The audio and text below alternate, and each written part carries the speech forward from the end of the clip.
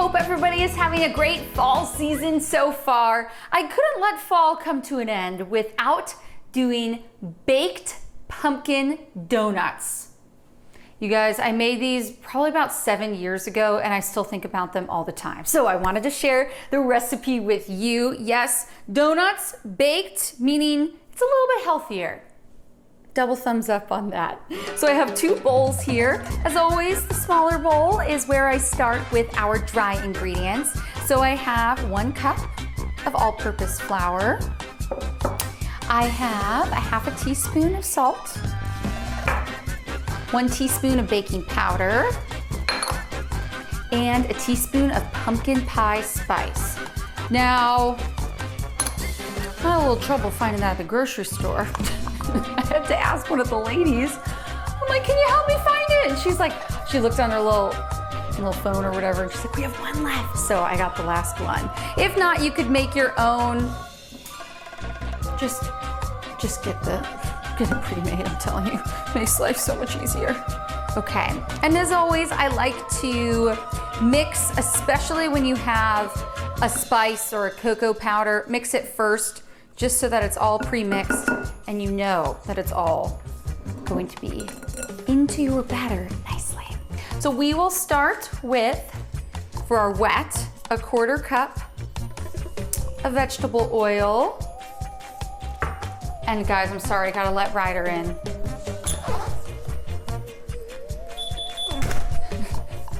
So Gibby and I taught him not to make this all about my dog, but he doesn't really bark ever. But then I feel bad because he'll be standing at the door and he won't bark. He'll just stand there staring at me. So he gave me those puppy dog eyes and I knew I had to do something. Okay, so we have a 1/4 cup of the vegetable oil. And then we have 2 eggs in here.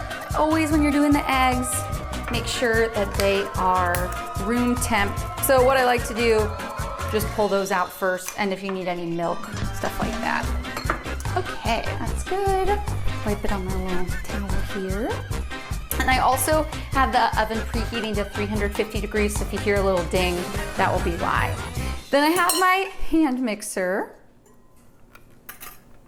Well, that should be in there nice and tight. There we go. I heard it now. Start slow. Remember I said I have 2 bowls. Smallest is for the dry, wet, the biggest, because when you're mixing it, it has a higher likelihood of flying all over the place. And this is the low speed. Jeez. But I really like how the eggs and the oil come together. It just creates such a good base for everything else that we're gonna be adding.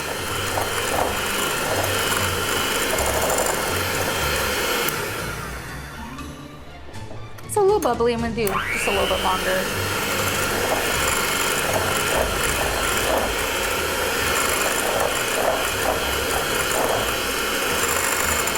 Okay. Eggs and oil in. Next, we are going to add our granulated sugar, and this is 3/4 cup. Pop that in.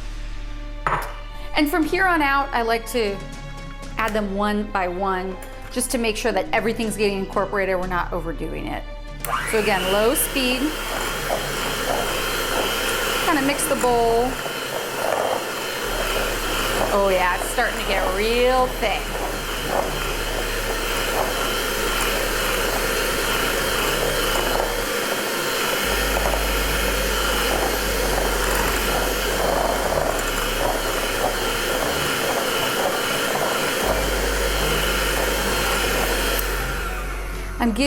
It's giving me like custard texture almost.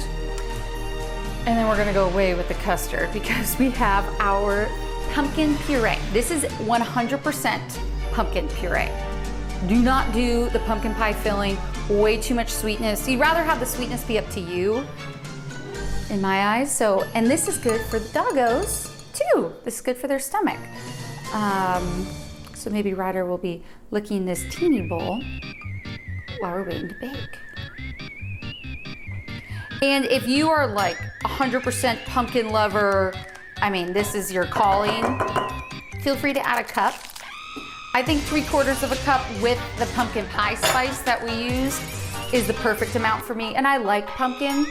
So, you know, I think it's just one of those deals, just kind of trial and error depending on how much you like. So we'll mix this in. And just immediately take a look at that color change. Oh, so beautiful. And while we're mixing, I have half a teaspoon of vanilla extract.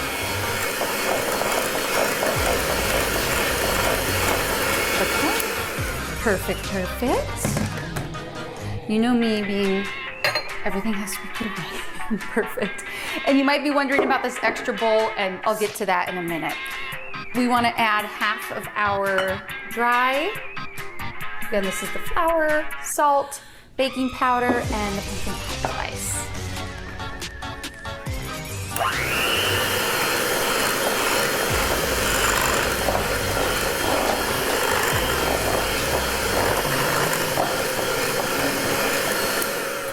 And this is not going to be all too thick of a batter, so you don't need to really worry about, oh no, it's kind of thin. And I'll explain why in a second, because I have one of my favorite kitchen tools that will be coming up. I will say with the whole flour, it thickens up a little bit, but it's not like super thick cake batter or anything like that.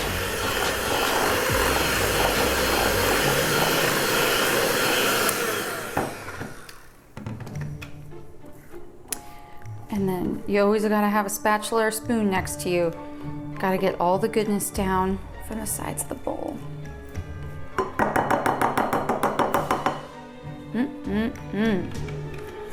One more mix and we should be good.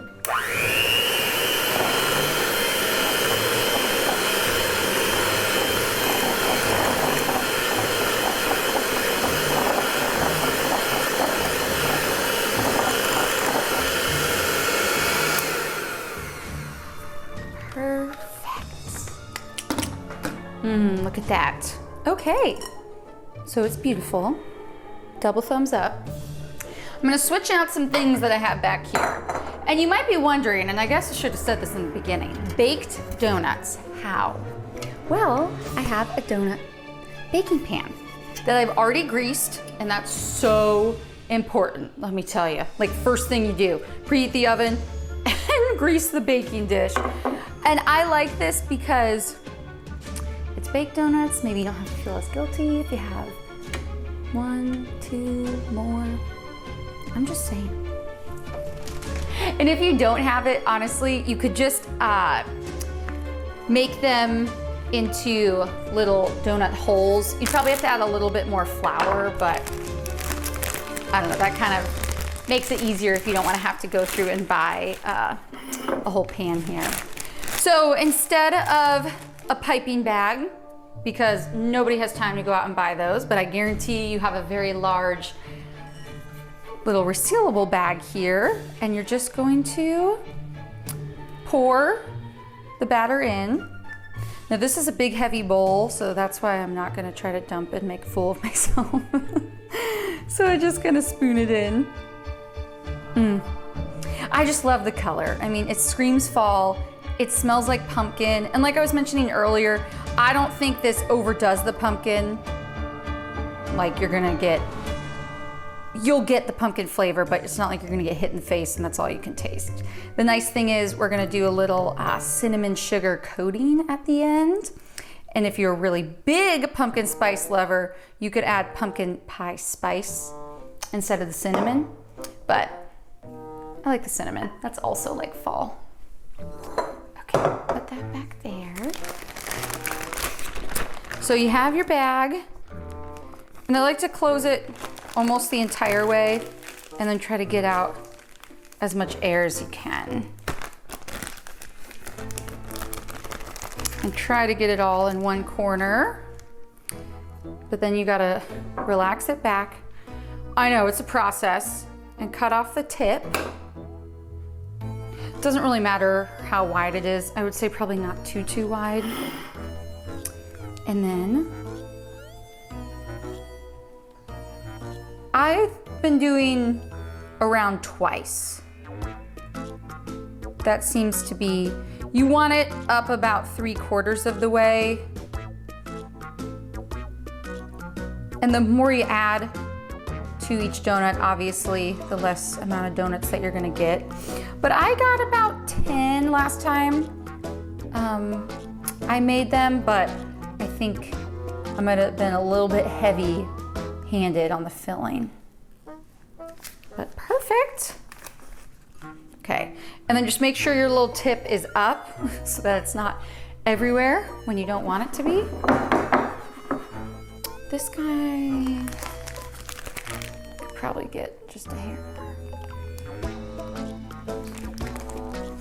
I mean, you obviously want them to be as even as possible, but okay, perfect. So we're gonna pop this in 350-degree oven, 15 to 17 minutes. Like I always say, check it about a minute before at 14, and you will start to see them rise, and then they'll, I don't wanna say golden brown because they're not super crispy, because these are gonna be more of like a cakey donut, but you just wanna make sure it's cooked through the center. So 14, 15 minutes, and that should do it. And then we'll add our cinnamon sugar topping when they're still warm. So guys, pumpkin donuts are out of the oven, and oh, it smells like fall. There's nothing better, right? So I've let these cool a little bit so the pan's still a little bit warm, but what I have in this bowl is sugar and cinnamon. And remember I mentioned if you are a big pumpkin spice lover, instead of the cinnamon, you could use a little bit of pumpkin pie spice. I have the cinnamon. You know, it's whatever you like. So what we're gonna do is, while the donuts are still warm, I mean, you don't wanna be burning your finger off here, but you want it warm because it's still moist, and guess what? You pop it in to the bowl with the cinnamon sugar, and you move it around, spin it, because this is like a cinnamon sugar donut that you would order at a restaurant. And see, it's perfectly covered. And that's why it's important to make sure that you do it when it's warm. I will mention that I always am testing out the recipes for you guys, but I did try to actually dump them in butter first. I did not like the way it turned out. That was personal preference, so that's why I just make sure to do these while they're still warm. I felt like with the butter, it turned out like, I don't even know how to explain it, but just take my word on that one. And they're beautiful. Oh gosh. I'm telling you right now, it's taking all of my willpower not to take a bite of one of these. So just keep the oven on, because you're gonna wanna keep refilling up this baking dish so we can have all of our donuts.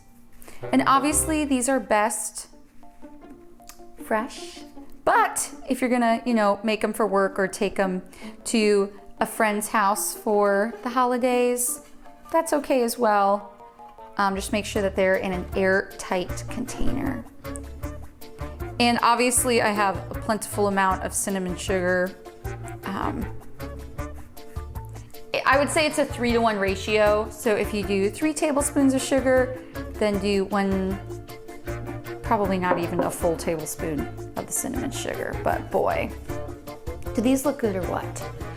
Well, remember I said I would like to take a bite? I'm gonna hold off. I'm gonna let my husband do the honor. So let's see what Gibby thinks. Baked pumpkin donuts. How do those sound? Pretty good. We love our donuts here in Texas.